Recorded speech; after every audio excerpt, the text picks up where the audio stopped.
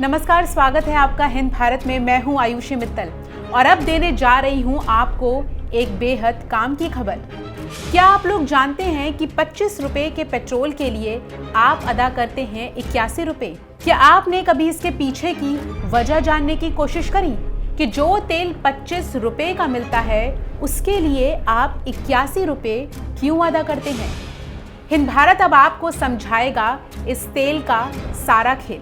देश में पेट्रोल और डीजल का इस्तेमाल जितना ज्यादा होता है उसकी कीमत भी उतनी ही ज्यादा होती है। अगर कभी ये सस्ता भी होता है तो भी हमारी जेब पर इसका ज्यादा असर नहीं पड़ता।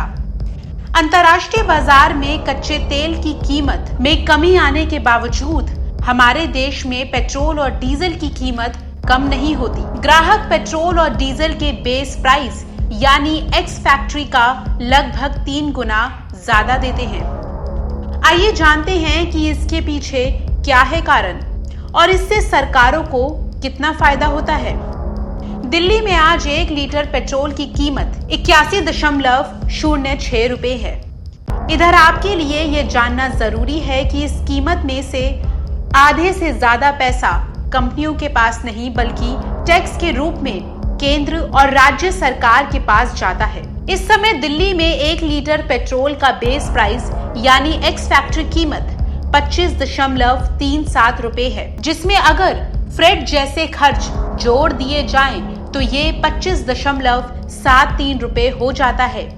यानी टैक्स के बिना डीलर्स को पेट्रोल 25.73 रुपए का पड़ता है। अब बात करते हैं टैक्स की। इसमें एक्साइज ड्यूटी के रूप में 32.98 रुपए, डीलर कमीशन 3.64 रुपए और राज्य सरकार का वैट 18.71 रुपए जुड़ता है। इन खर्चों के बाद कुल मिलाकर पेट्रोल की कीमत 81.06 रुपए हो जाती है।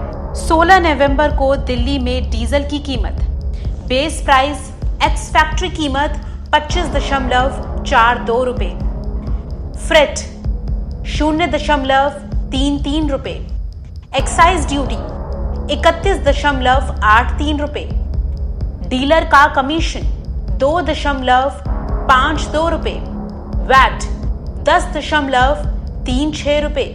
आपके लिए दाम 70.46 रुपए। इस साल तेल की गिरावट के बाद लोग ये उम्मीद कर रहे थे कि उनको पेट्रोल के प्राइसेस में कुछ राहत मिलेगी, लेकिन केंद्र सरकार ने लोगों को एक बड़ा झटका दे दिया।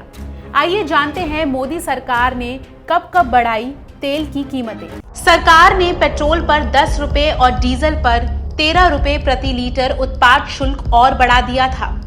इससे पहले साल 2014 में पेट्रोल पर टैक्स 9.48 रुपए प्रति लीटर था और डीजल पर 3.56 रुपए। नवंबर 2014 से जनवरी 2016 तक केंद्र सरकार ने इसमें 9 बार इजाफा किया।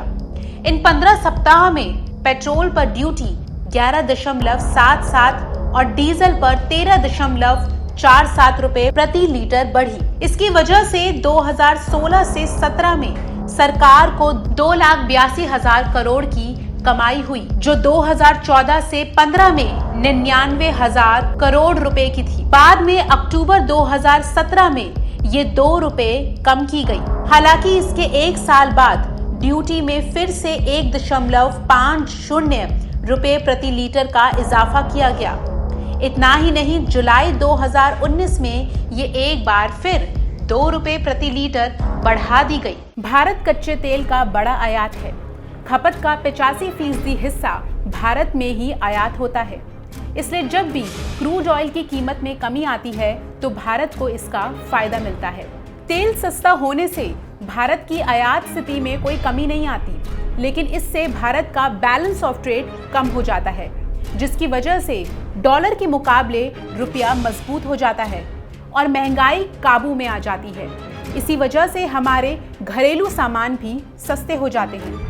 चलिए इसको एक उदाहरण से जानते हैं। भारत में निर्भरता ब्रेट क्रूड की सप्लाई पर है, ना कि WTI पर। इसलिए भारत पर अमेरिका क्रूड के नेगेटिव होने का असर नहीं पड़ता। अगर ब्रेंट क्रूड की कीमत में $1 की भी कमी आती है तो भारत का आयात बिल करीब 29,000 करोड़ डॉलर कम हो जाता है। अगर सरकार को इतनी बचत होती है तो जाहिर है पेट्रोल, डीजल और अन्य फ्यूल के दाम पर भी इसका असर पड़ता होगा, यानी पेट्रोल और डीजल सस्ते हो जाते हैं। कच्चे तेल की कीमत में $1 की कमी का सीधा मतलब है पेट्रोल जैसे प्रोडक्ट्स के दाम में 50 पैसे की कमी। वहीं अगर क्रूड के दाम $1 से भी बढ़ते हैं तो पेट्रोल, डीजल के भाव में 50 पैसे की तेजी आना तय माना जाता है।